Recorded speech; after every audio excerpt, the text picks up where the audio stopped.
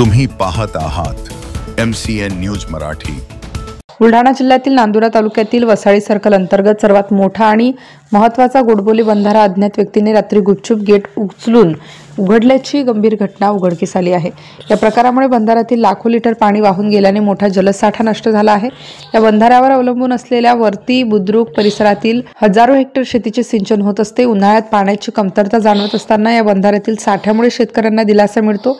मात्र आता साठ्यातील 30 ते 40% पाणी रातोरात वाहून गेल्याने पुढील काळात भीषण पाणी टंचाईचा धोका निर्माण होण्याची शक्यता व्यक्त केली जात आहे। याच बंधाऱ्यामुळे पंचक्रोशीतील घाडेगाव, ज्ञानगंगापूर, वडती बुद्रुक खुर्द, बरफगाव, वसाडी बुद्रुक खुर्द, खळदगाव, माळेगाव, धानोरा या गावांमध्ये नळ योजनेसाठी आवश्यक असलेला पाणी पुरवठा केला जातो।